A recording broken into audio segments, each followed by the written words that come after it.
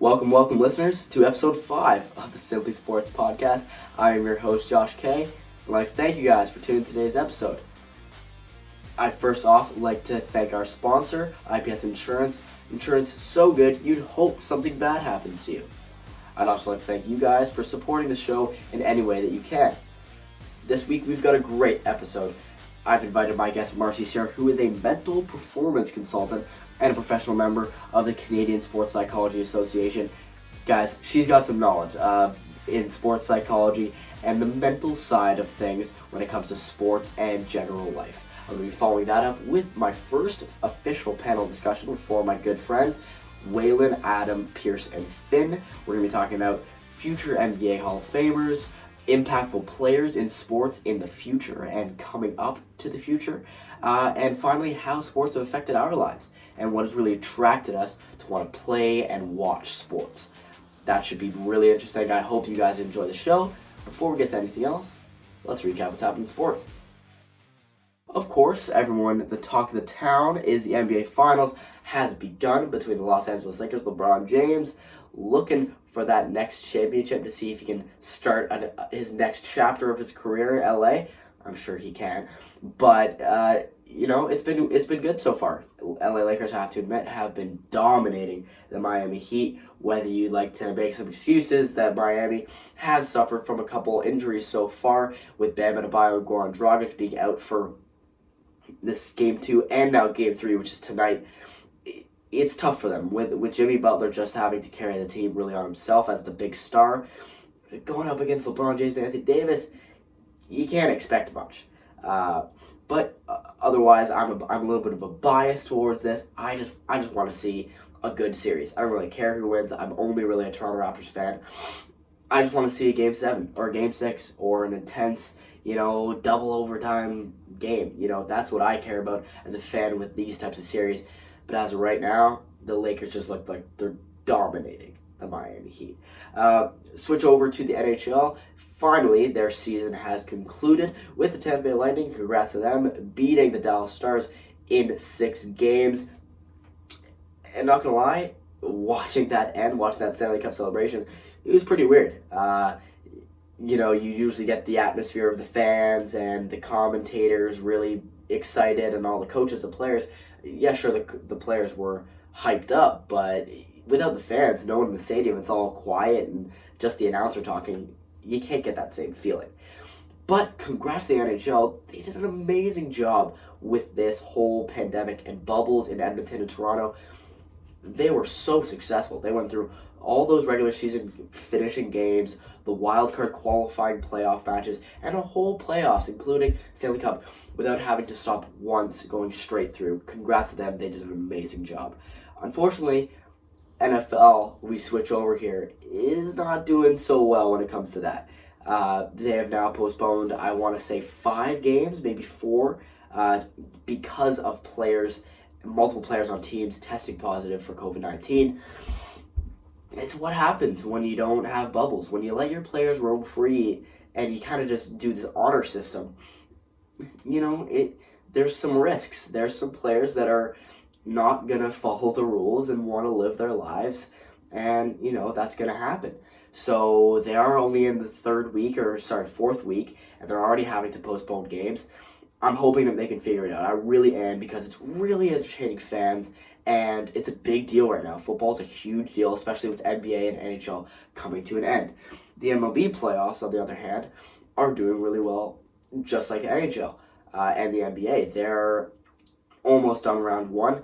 Yes, of course, the hometown team, Toronto Blue Jays, going up against the number 1 seeds, Tampa Bay Rays, not doing so well. But what can I say? I didn't really expect them to make the playoffs anyway, so I guess that's a good thing. And finally, Roland Garros, French Open, going on in Paris. They have just concluded the first week. Round of 16 and quarterfinals start as of tomorrow. Hopefully that's good. And so far, guys, Novak and Nadal, cruising. Nadal, I think, won his round of 16 today, 6-1, 6-1, 6-2. That's not much of a competition to me. But then you look outside of those top two guys, Team winning a crazy 5-setter up 2 games to love. almost lost a 5-setter to a non-seeded French guy. And Zverev lost today in 4 sets to a non-seeded Italian guy. You go outside of these Nadal, Djokovic, these top, really experienced players, and that next gen is really having a hard time staying consistent and winning those hard matches. They're having a really hard time.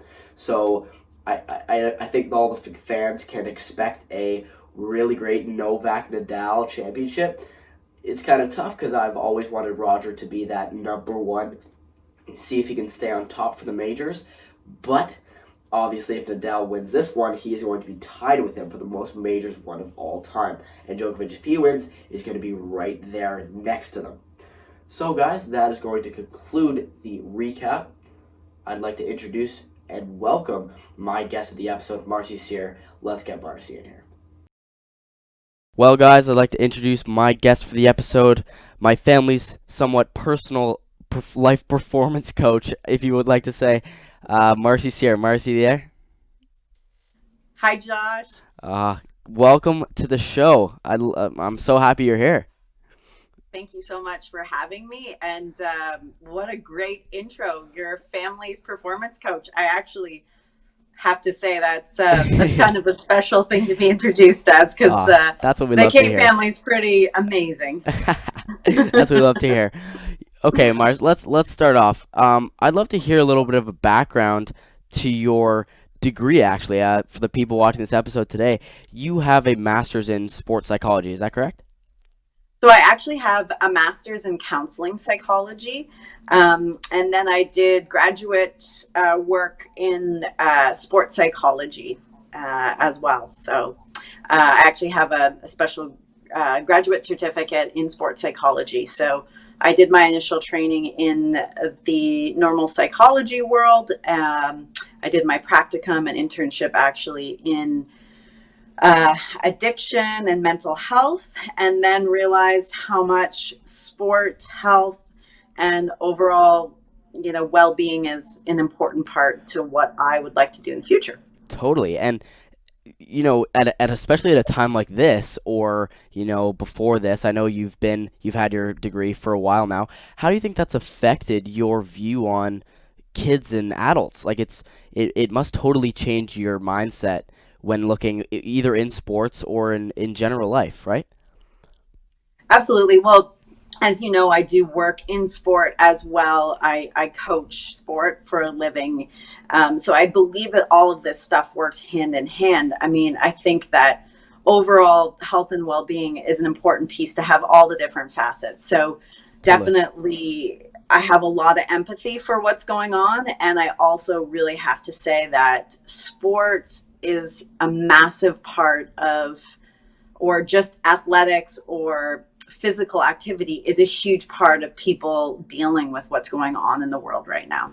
Totally. And yeah, you're in such a cool position, especially for a time like this, where you can really help people out through the sports world, but then they can come to you on a more obviously personal level, and you can give them that advice on the mental health, because I can even know from experience with, obviously, my family really well, is, behind the scenes there can be a lot going on outside the sports world, right? So there's so much going on in our heads, and I'm sure over the years you've had so many people come up to you just asking for some guidance, you could say.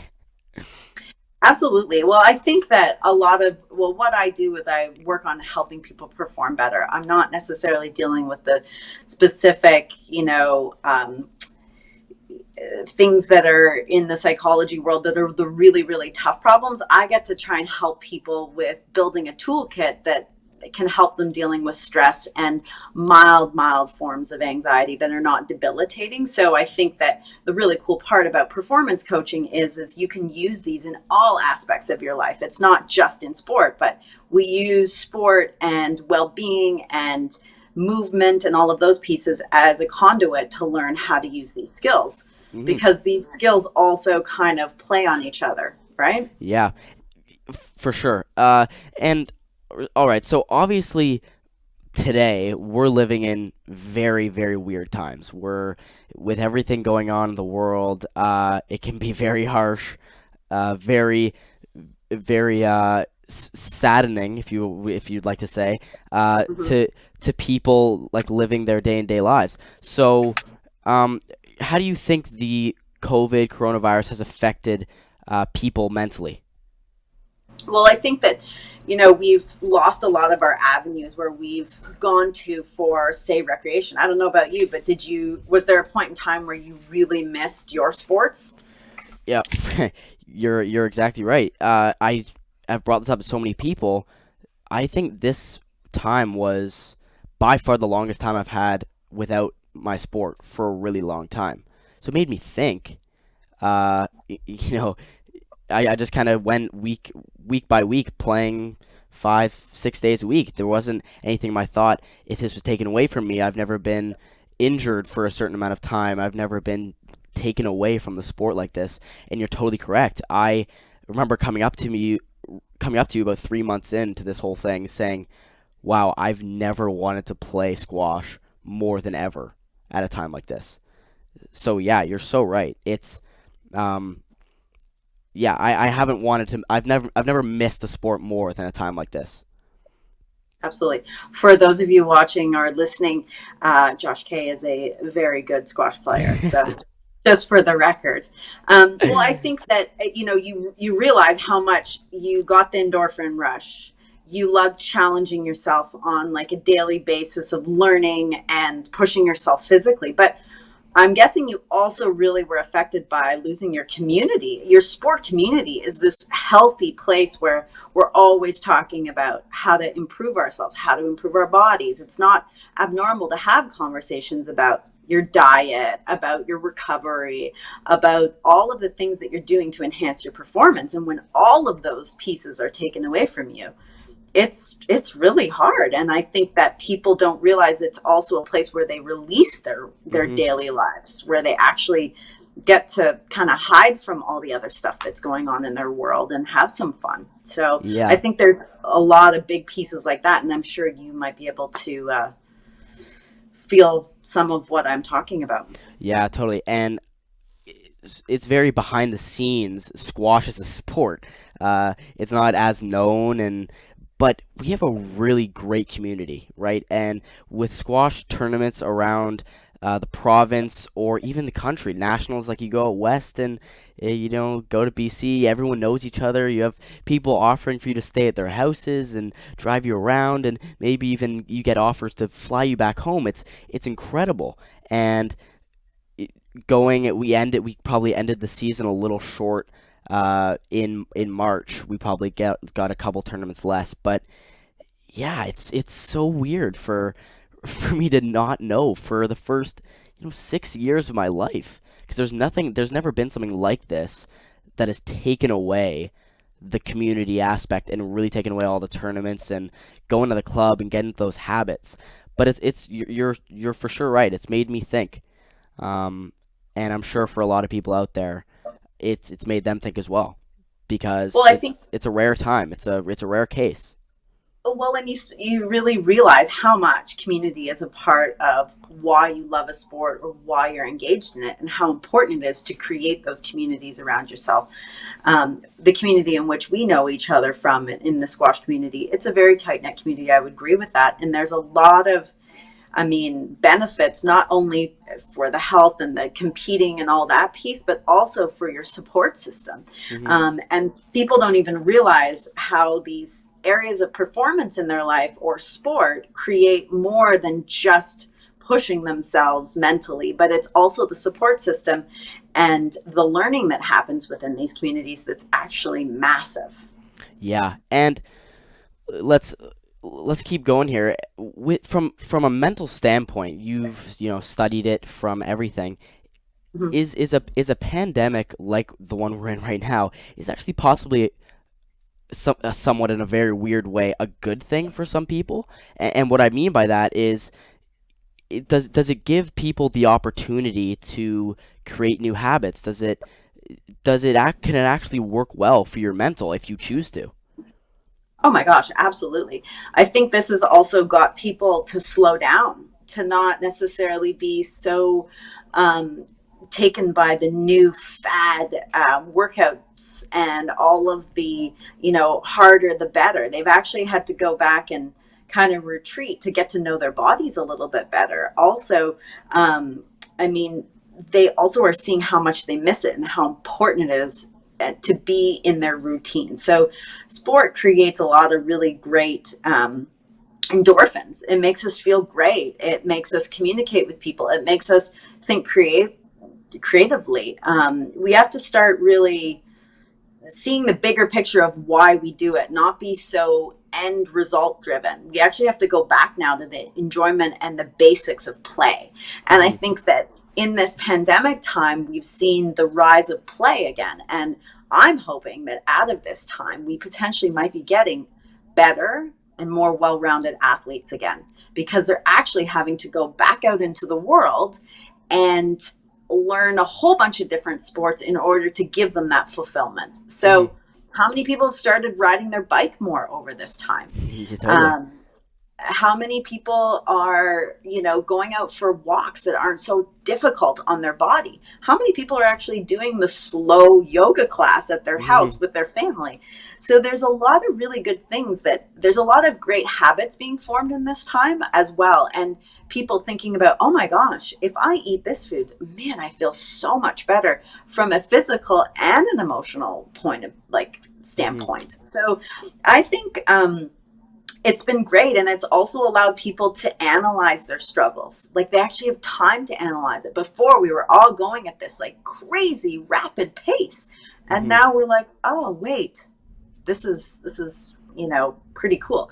So for me, I'll share a quick little story over COVID. So as you know, I partially tore my Achilles it had just been over a year when the first initial kind of shutdown of sorts had happened. And I had written out all of these crazy programs that I was going to do on my Achilles. And I was going to do this hard workout, that hard workout. And I was going to do this every day. And I was kind of a little bit crazy because I was like, I have all this time. What am I going to do with myself?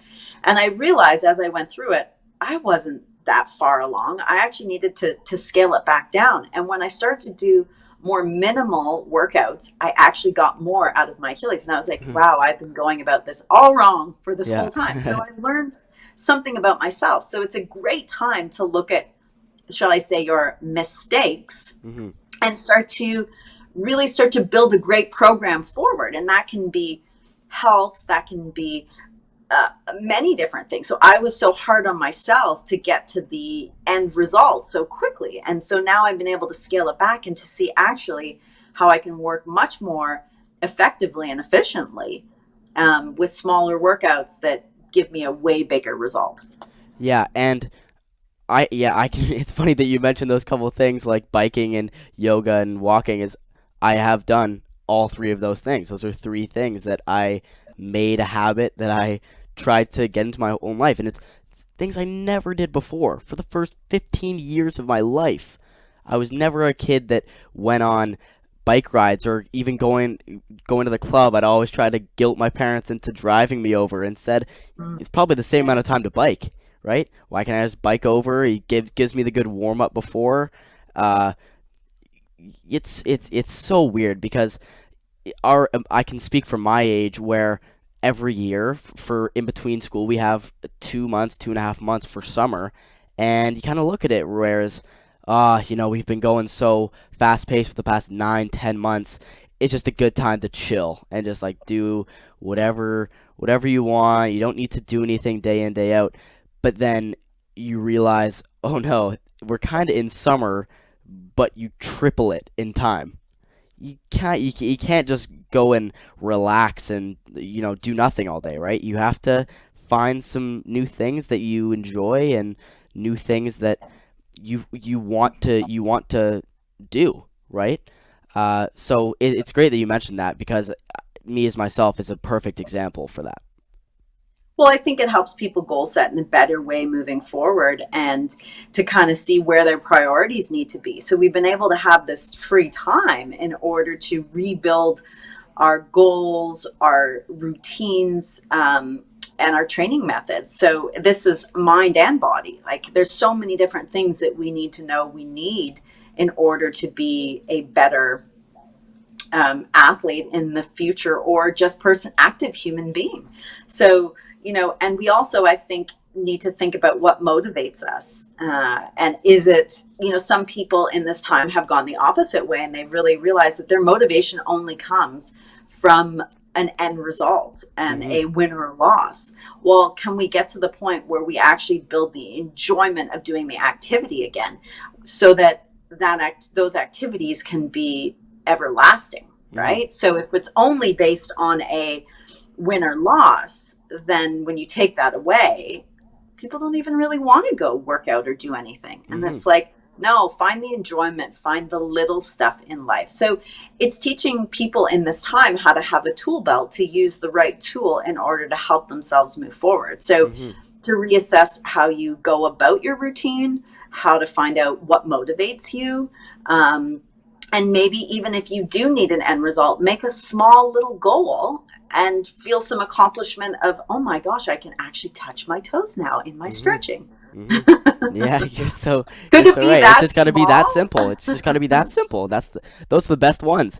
They make you feel great, and they could probably take you the least amount of time to accomplish. You're so right. But those are the things, hopefully, that people find that they can then use when they go back to training, because it's the small little steps that get us to the end result, instead of wanting to jump the whole staircase to the top, which life was moving pretty quickly before. And that's kind of what a lot of people's mindset. I'm not saying that's everybody, but these are kind of the things that people always came to see me with, is like, how do I get to the end result as quickly as possible? Well, it's actually a little bit slower than you think. Yeah. Yeah. Gotta go through the staircase of Marci's advice. That's what it Absolutely. is. Gotta go through the staircase. Okay, so last question here. I know we've touched on it a little, kind of without going into deep detail. We've already talked about it, but what suggestions do you think you could give people listening that to keep a healthy mental state through these hard times, or even in general life? But I know more than ever right now, people need maybe a little bit of guidance. And I was wondering, what are your suggestions? So, okay, so one of the things that most athletes and most people don't love to do is they really don't love making mistakes. So people seem to think that they get through life without making mistakes. Well, mistakes are the gold, okay? Yep. They are the money, all right? So the more we can actually look at mistakes and we can embrace them like a big gift, we'll actually be able to take our learning and turn it around much quicker. So What K family member would have succeeded without some mistakes along the way? I can tell you right now, none of them. well, Josh, I'm going to tell you this. I'm a little bit older than you. And there's going to be a lot more mistakes that are going to come your way. Oh, So yeah. I hope Oh, that yeah. you're going to see them as big gifts like gold, okay? So, we look at this time, and we have to actually really enjoy the process of not knowing what's going to come of it, because, the last time in which we dealt with the pandemic was in the early 1900s. Well, the world was a different place then. Today, it's very different. And we're going to make a lot of new mistakes that we've never experienced before. It's not something we can just pull out of our experience bank. When you go into a big match, you do have some experience from the matches that you had played before. Well, right now, you don't really have any match experience to pull from in today's world. So if you can enjoy that, and you need to realize that everything's new. So you need to look at overall what's happened to you in this time, what works and what hasn't been working, and embrace the stuff that hasn't been working so you can recreate a new routine, new ways of coping, the things that you want in your life, the things that you don't want in your life, the things that motivate you to go do exercise, the things that don't. It's really, really important to take a peek at those pieces. And we actually have the time. Life's moving a bit slower these days. And it's an amazing time to embrace the gifts, which I call our mistakes that we're making. And slowly get back into real life. We see, like, this week, these last few weeks, I've started to coach again, and we see the kids who are high anxiety, just being thrown back into the mix. Well, they've been in isolation for so long, not having to do the things that might have given them a bit of stress before. So we actually have to slowly, incrementally make these changes and even back into the normal life of things, because it is, well, I don't even know if you'd call it normal, the new way of doing things. So it's a bit overwhelming now to get back into the new swing of things. So know where you struggled, create a plan moving forward, and know that it's going to be a little bit slower. It's going to be different. There's going to be some hiccups along the way. Oh yeah, 100%. And guys, you guys listening out there, take it from me. One of the 4 family members that have been with Marci and taken advice, listen to it. It 100% helps. Marci, I can't thank you enough for coming on the show. It was an amazing conversation. I'm always so interested to hear what you have to say about this stuff. Thanks for coming on. Well, thanks, Josh, for having me. I really appreciate it, and I hope everyone enjoys their mistakes out there. Thanks so much, Marci. We'll see you. Okay, guys, so next we are going to bring in 4 of my really good friends, Adam, Waylon, Pierce, and Finn. Going to have a really good panel discussion. Let's get them in here. So, guys, I'd like to introduce to you guys the first official panel discussion. The boys, Adam, Waylon, Pierce, and Finn. You guys there? Yeah, we're there. Yeah. Okay. So, just to give you guys a little bit of context for this format, I have brought the group today 3 topics, last questions that we're just going to talk about. Once I say them, everything's in play. You just jump in whenever you want, give your opinions. I know the listeners out there just want to be entertained, so that's what I brought you guys here to do. You think you can do that? Yeah. Yes, sir. Okay, boys. So, first question. We're starting off general sports. I'd like to ask you guys who you think are going to be the most impactful players. I know you guys have all brought your own player today in the future in sports. Whoever you got, throw it in. Let's talk about why. Pierce, you want to start us off? Well, for my player, I actually picked George Kittle. I think George Kittle is going to be one of the most impactful players of all time in the tight end position because of the ability he has to block the run and pass, but also be a deep threat and be a threat for catching the ball as well. In his sophomore season, he was able to put up 1,300 reception yards with a backup quarterback, Nick Mullins, who's like one of the, by far, not even a top 40 quarterback in the NFL. So the fact that he's able to do that with a backup quarterback, the sky's the limit. I think we gotta talk about first what goes into being like an incredibly impactful player. You look in our sport today, and like I'll stick to, I don't know if you guys know a lot about tennis, but stick to like Roger Federer. Adam, I know you know who that is. Yeah. But like he has actually gone out of his way to build this almost like character personality on what goes into like being the GOAT or like one of the greatest players of all time. He's impacted the sport because he's just changed like what it is to be like a tennis player. You really think that George Kittle will like change what it is to be a football player? Or are you purely just going off of like skill?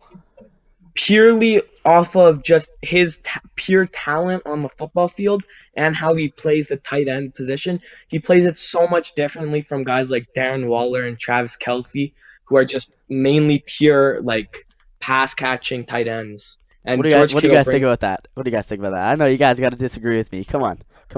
You think he's an impactful player? There's no way.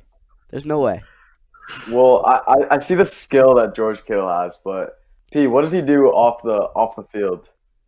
Off the field, he's been involved with some charity. Let me find some right now. My Wi-Fi's a bit. I know he's done some charity work. He doesn't do that much off the work, but just on the field I'm talking about. Off the field, you know. No, but that's the point though. The whole point of impact in sports now is you have to be able to do stuff on and off the field. You can't make that much of an impact when you're on the field just playing the game. That's not what the impact is going to come from. Damn. Jeez. But look at who would you say is the best tight end of all time? Whoa, dude, Tony Gonzalez. Don't get me wrong. I don't think I'm the football guy. I'm not the football guy out of these 5 guys here, but still, I know about impact in sports. Like no, you got to be able if you want to be impactful player in sports, you got to have a little more than just a skill on the field. That's just my personal opinion.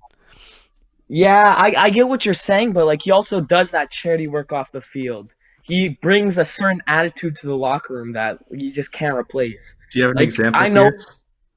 yeah, I see all these videos on the 49ers YouTube channel and stuff of just him being so energetic. He's hyping up his teammates. You don't have a lot of players like that in the league. Oh, okay. Let's move on here. Waylon, who do you got? Who'd you bring? I thought of the player Patrick Mahomes Okay, because okay. I see it's his. Let's see how many. It's his fourth season in the NFL. He already has an MVP, and he led his team to the Super Bowl the next year after his MVP. I'm sure a lot of young kids are going to look up to him and see his amazing skill and talent. And I know he does. He supports the Black Lives Matter movements off the field. So I think he's going to be a really impactful player in the future. See, that's a guy I can argue a little more for only because it's kind of easy to make an impact in a sport when you have like the largest freaking contract in NFL history.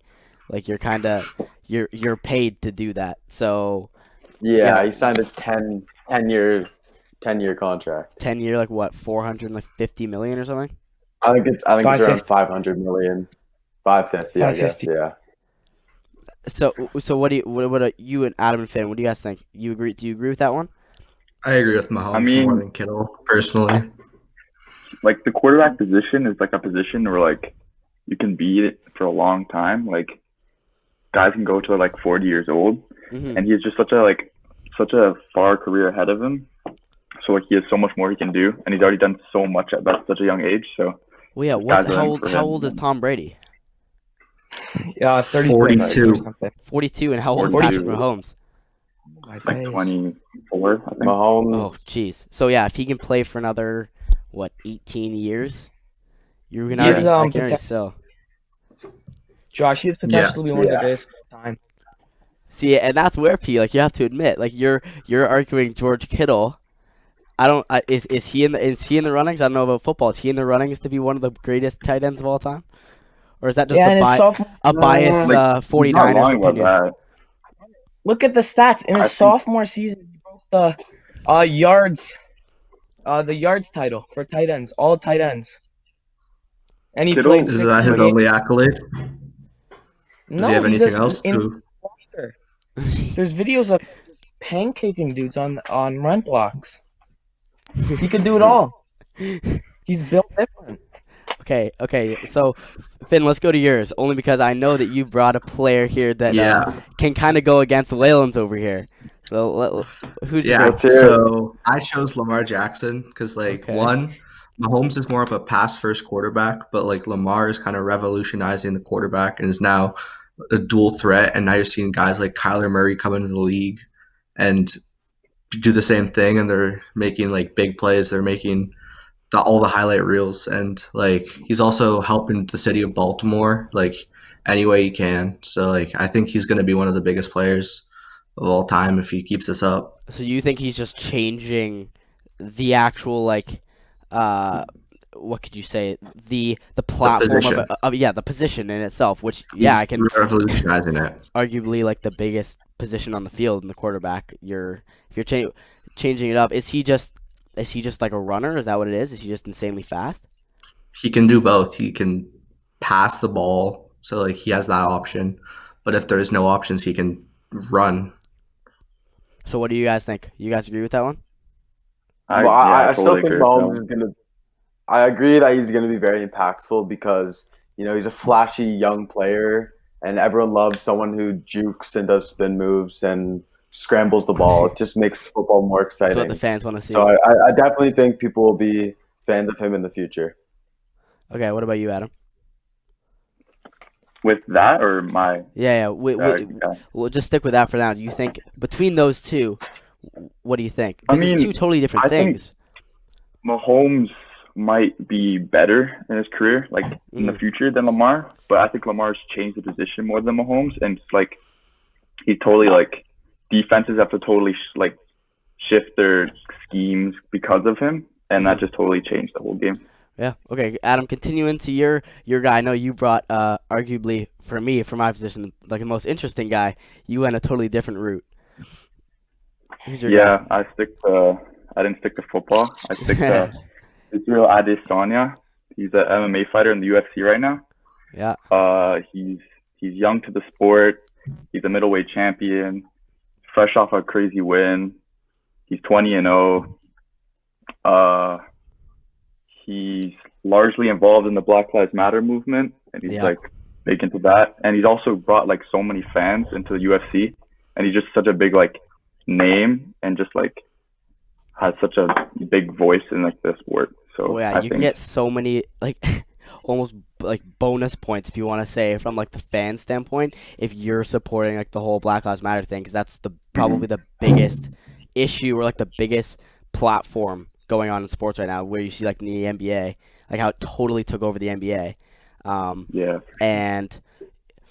at the same time though, like impactful, how we talked about before, like Roger Federer as an example, talking about like that GOAT, everything to do with personality. Is Israel Adesanya like really that guy, like personality wise? I mean, to really because, change like, it? I find like MMA and UFC such a new sport compared to all the other sports, and he's such a big name in social media and everything.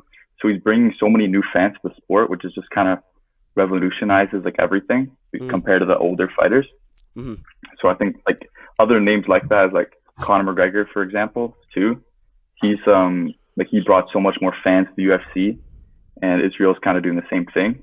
But Israel's also younger and kind of has this whole future ahead of him, and he could be arguably the greatest of all time if he keeps it up. So what do you guys think? I know maybe you're not the big like MMA guys, but you think that a young supporter, obviously, of the Black Lives Matter movement, MMA, you think he's got the opportunity to really impact sports?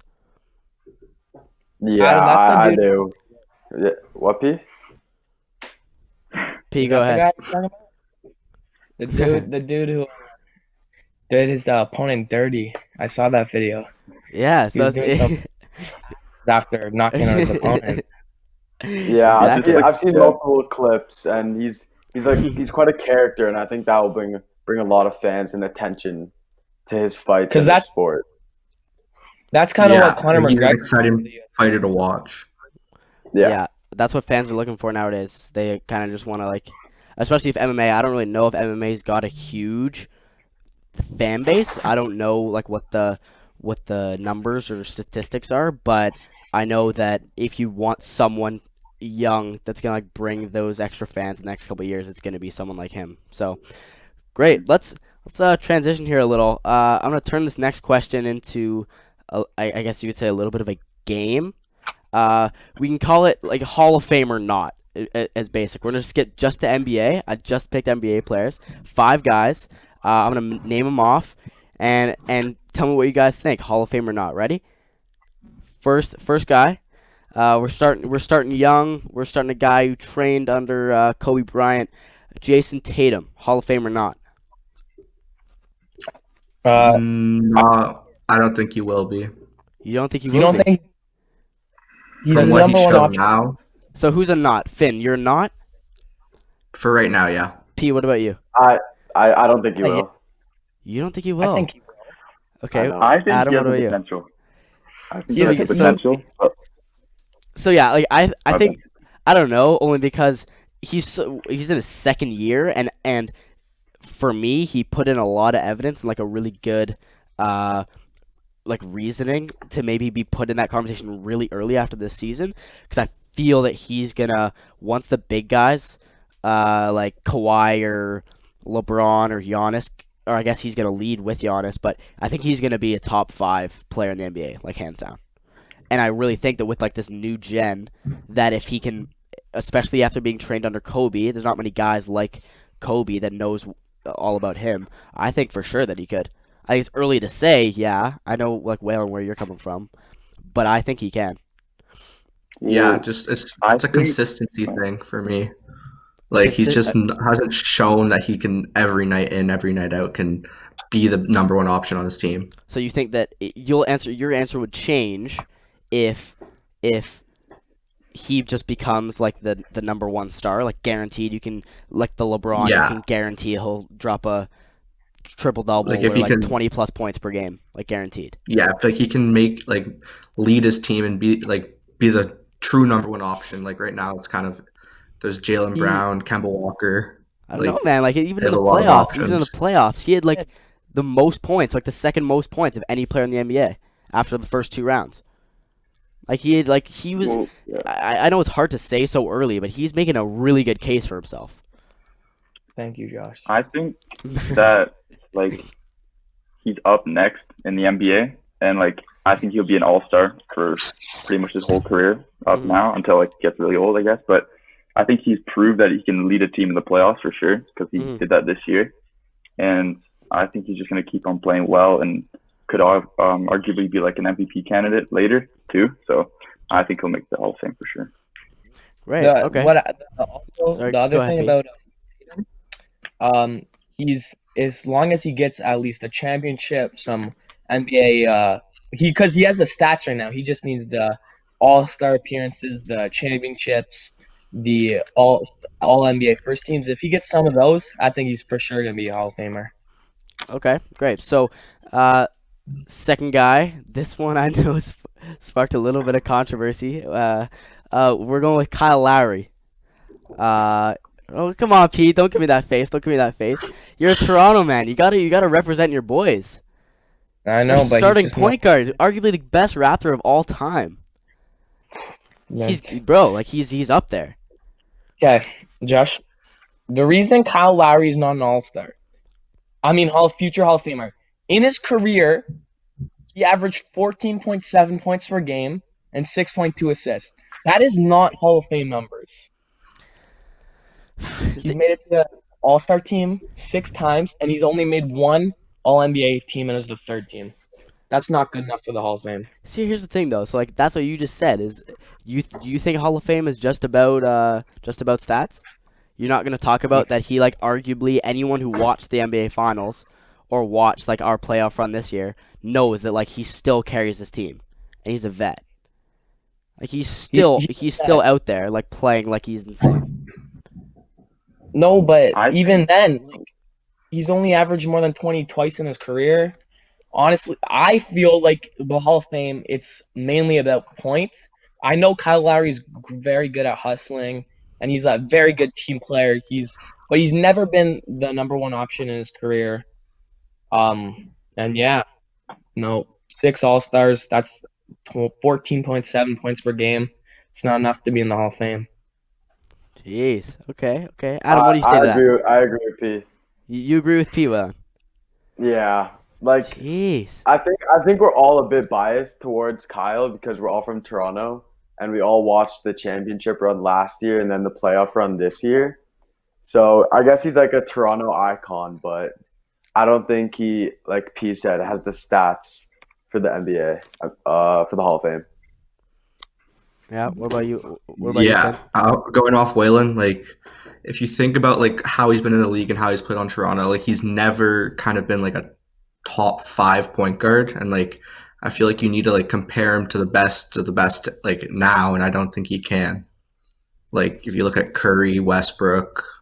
Jeez, like Adam, I saw your eyes go up there. Adam, I saw your eyes go up there. What do you gotta say to that?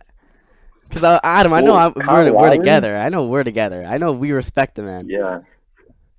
I think it depends on like what you think it takes to make the Hall of Fame. Mm-hmm. And if you think it's fully just scoring and like MVPs, I think Kyle Lowry won't make it for you. But I think the Hall of Fame also has to do with like your impact, and like literally for the city of Toronto, people have been wanting to like have like a Kyle Lowry statue outside the Scotiabank Arena, and like he's been an all-star, he's a champion. He's never been the number one scoring option on the Raptors, but I think he's like always been like largely involved in the offense and the defense, and he's just such a personality for the team and for the whole NBA. So then, for you guys that disagree that he'll be in the Hall of Fame, are you guys like already counting him out, or do you think what do you think he needs to do? What do you think he needs to do? One more championship? He could get another championship. Another ring. All NBA first team or second team, I think he makes it for sure. Like he just needs to have an X factor season that he just hasn't had so far. Okay. He needs to prove that he's Hall of Fame worthy. Okay. So now the guy who broke all of our hearts last year. We all know who we're talking about. Top 5, arguably top 3. Some might even say best player in the league. Kawhi Leonard. What are we thinking? What are we Yes. thinking? He's Hall of Already, Fame. yeah. Yeah. Yes. Yeah. Everyone says Yeah. yes. No one disagrees. 100%. He has Look at the multiple stats. champion. He's ruined multiple dynasties. I know he's ruined the Warriors and the Heat. I think Lakers. Did he ruin that? He may have, but he's averaged more than 20 a lot. He's been first team defense. On the Spurs, he was just the next level player, and if he was never injured, we never know how good he could have been. So you think that if he ended his career right now, he'd be a Hall of Famer? Yeah. Yes. Already? MVPs as well. 2 finals, championships, Defensive defensive player player of of the the year. Like, Yeah. So once, like, I know it's tough to say only because, yeah, like Adam said for that last one, it's what do you define as like being a Hall of Famer? Like, what do you think is going to go into being a Hall of Famer? And I guess if you're saying points and all like the different trophies or whatever, sure, yeah, Kawhi Leonard's got a pretty sick resume, but he's not a leader. Like, he's not like I would never put him in. As a leader for the Hall of Fame, I never put him in the same conversation for Kyle Lowry. I think Kyle Lowry's been a way better leader for his teams, 100%. yeah, I agree but with that. playing ability. Yeah. But I yeah, then it also just becomes feel like- then it just becomes a playing ability. You can't really when you look at Kawhi Leonard, you don't look at the leadership. You just look that he's insane. Yeah, he's a good player, great accolades. Like, he's in his prime Well, like- now. He Okay, has time. he's a to weird still one get for more me. chips. Adam, go ahead. He's a really weird one for me because, like, if you look at his stats for his career, he doesn't average over 20, and He he has doesn't? no MVP.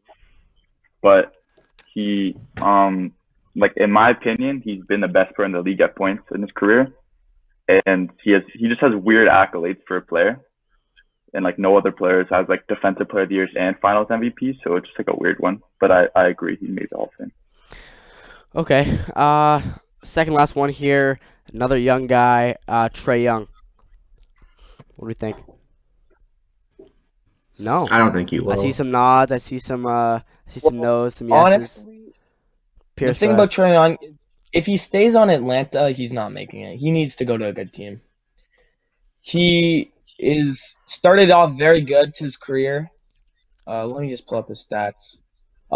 He's 18-19 all-rookie team. He's a one-time all-star. He's averaged so far in his career 23.6 points. That's a good base, but because his team isn't doing insane and he hasn't been on a good team, and he's the number one option in Atlanta, like, you could argue both ways, but I just don't think he's good enough to make it. He could, but I doubt it. But you don't think he's going to go to a better team, or you don't think he is maybe gonna help Atlanta like build their team? He's like the key piece in the Atlanta team rebuild, but the thing about him is I can't see him ever really leaving Atlanta. Okay, well, I don't know why. Waylon, what do you think? Waylon, what do you think? This is a tough one. Him and Tatum kind of fall into the same category for me. I'm pretty sure they're both in the same draft class, right? Yeah. Okay, but they both have very high ceilings, and I agree that if he stays in Atlanta, it's not going to go well for him because their team's just not good enough. And yeah, but if he does leave Atlanta, maybe I don't know, play well in the playoffs, maybe a finals appearance, a ring, maybe. Then I think he could, but I don't know. That's a tough one. He just looks to me as one of those guys that, I guess, if you argue Lamar Jackson for football, I feel like he's just insanely talented in like his second year. Yeah. I think he's just gonna change the game. Yeah, he is very talented. He looks like Steph Curry, like pulling up from half court, like casually in the middle of games, or like from the logo, Mm-hmm. and he's in his second year. Like you can't Yeah. just let that go unnoticed. You know what I mean? Adam, what do you Yeah, and think? I feel like the situation he was put in. Sorry, I'm butting I in, think Adam, but like No, for sure. that Atlanta team is just not very good. So if he gets out of there, he can probably in his career make the Hall of Fame, but hmm not on Atlanta. Yeah, Adam, what do you say? yeah, I think he needs to be in a good system for him, and I just don't think he's good enough both sides of the ball. Like he's one of the worst defending point guards in the league, in my opinion. Like yeah, he can score, but he's just like I don't know, too little. No, not a good enough defender, and I don't think he'll be doing too much on Atlanta at the moment.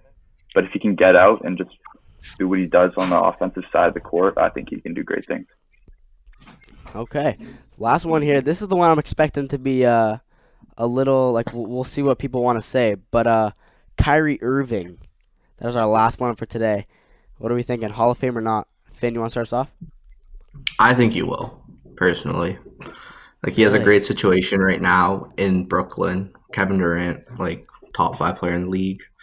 Like we'll see how they go. He's also one-time champion, rookie of the year. Like I feel like he can. I know he's like a cancerous player in the locker room. He's like not a good teammate, but besides that, I think he can still make See, it. that's what I'm saying though. Is you can't.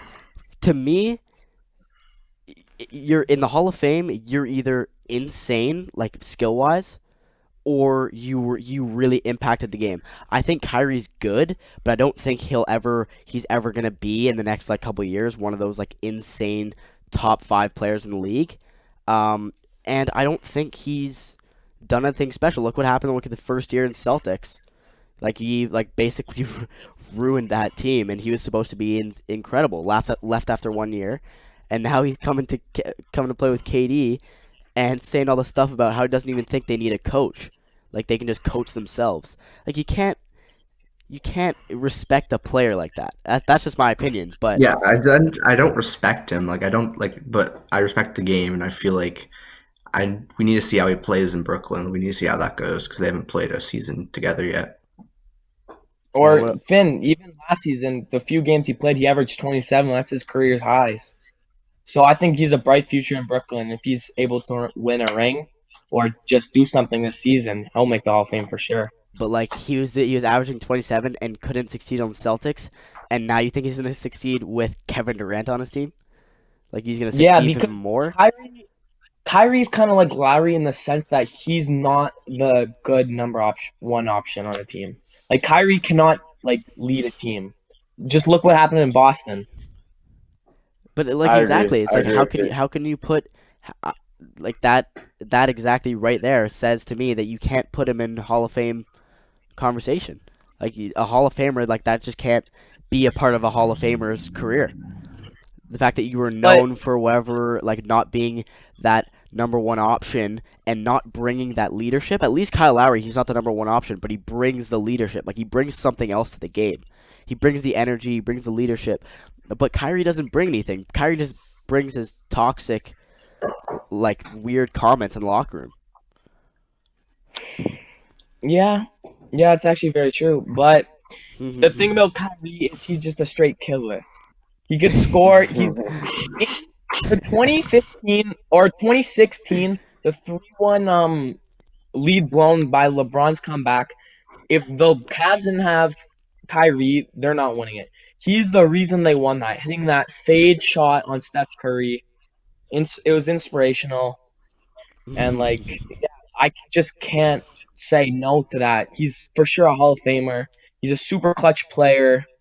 And now he's on the Brooklyn Nets. I think he has a bright future, and he could make the Hall of Fame if he does something. If he plays I like he agree had with you. I agree with you. Celtics, he's not making the Hall of Fame. But if he plays like he did on the Cavs, he's making the Hall of Fame for sure. Adam, what do you think? Yeah, like I think he needs to be able to do something like from now on. I think we can 'Cause I all don't agree think he'll that be like making if he ended his career, it's not like Kawhi. If he ended his career now, he's not making the Hall of Fame. Like he still needs to Oh, do yeah. something. He still needs to do something. Yeah, definitely. So Adam, He continue. needs to. No, So Adam, you think that he will? I don't think he will at the moment. He has the chance to, but being the second option on a KD's team and he's only a pure scorer, not really a leader. I don't know if he'll be able to put up the numbers. I don't know if they're going to be a successful team. I just don't know what they're going to do. Okay, boys, that was pretty successful. That was a good little game. Lastly, of course, what would this panel discussion be without a little bit of like a more general, like deeper conversation? We're gonna stay away from like professional sports for a second, just go into our lives in sports. I'd like to ask all you guys, what do you think it is that attracts you to sports and wanting to play sports? Because I know from all of you being close friends with you for years now, none of you have really been like heart set on one sport, one competitive. That's the one you want to play for the next, 10 years of your life. You've always just played them all. School sports, or, just go out on a regular day and play basketball or football or soccer or whatever. So yeah, like what is it that like keeps you going in sports? What attracts you? Pierce, you want to start? Oh, me, okay. Well, for me personally, I think it's the fan bases. The fan base is what I love about sports, and how like everybody could unite around like a certain team, no matter your race, your sexuality, no matter what. Everybody could just like have fun and cheer for the same team. And you think And that's what do you think that attracts you to play sports as well, or do you think that attracts you to just watching sports? because that's one of the main reasons I started watching soccer and getting into soccer last year, me and Adam, is because I was watching a soccer game on my TV and it was like super boring, but then I started seeing the fans and how much they actually loved soccer, and the pure what's the word, loyalty for the clubs, and it's wonderful to watch. But the reason I started playing it is just because looking up at like players. For me, what inspired me to play hockey was like Daniel Sedin and Henrik Sedin. Just watching them play professional hockey really like built a good love of hockey for me. Mm-hmm. That's how I personally got into sports. But yeah, Adam, you wanna take next? I think that professional sports really kind of change on what sport I'm playing at the moment. Mm-hmm. And like, so let's say like it's basketball season, it's the NBA finals, or like that. Like let's say last year when the Raptors were in the finals, I was really into that. So that kind of affects me on what I want to play. Mm-hmm. So at that moment, I'll be practicing basketball, trying to get better, and doing that. And then, like Pierce said, me and him were watching a lot of soccer, and there's like a Champions League, the World Cup, and that what makes me want to play soccer. So it kind of just like whatever sport's going on at the moment, what I'm interested in, it like makes me want to play it. Okay. Well, what about you? Well, for me, I think I'm a pretty competitive guy, so I like the competitive aspect of these sports, Mm-hmm. playing with all your friends, trying to beat the other team. I just think that's a lot of fun, and it can be rewarding, but also, if you lose, it's not that rewarding, but you still had a good time in general. Mm-hmm. Finn, you wanna take the last one here? Yeah. Like, honestly, personally, for me, it's like the people I'm playing with. Like, Mm-hmm. if like a bunch of my friends are doing this thing, like I played high school football last year. Like, I played rugby in grade 9. It's like all my friends, like, we wanted to do this together, so we all made it. Like, we all signed up for the team, and like we all put in the work and like the effort. And, like, you just get closer, and you just build a bond with those guys that are just like kind of unbreakable. Mm-hmm. And is there I don't know, there might not be a reason, but is there maybe a reason for you guys why you haven't like played like a super competitive sport? Is there something about maybe the coaches or the pressure, maybe you want to focus on school sports or school like academics more? Like, is there a reason why you never like really like heart set out on one sport rather than just playing them all? honestly, I was just bad at some sports. So like I'm not the greatest at hockey, but like I still love it. So I tried stretching out to other sports to see if I would be good. I'm just bad. So for me, purely it's just watching the sports. That's what I enjoy, not really playing. Like our fantasy football, that's like my bread and butter. Oh yeah, That's what I Yeah, fantasy's a fantasy big is very one. fun. Fantasy basketball, football. Oh, Adam's shaking his head. Maybe it's not his bread and butter. Nah, is he bad? Is he bad, Adam? Yeah. Who's your first pick, Pierce? Well, guys, I think that's gonna end it for my questions. thanks so much for coming on the show, taking time out of your day. First ever panel discussion. Congrats, guys. It was really fun.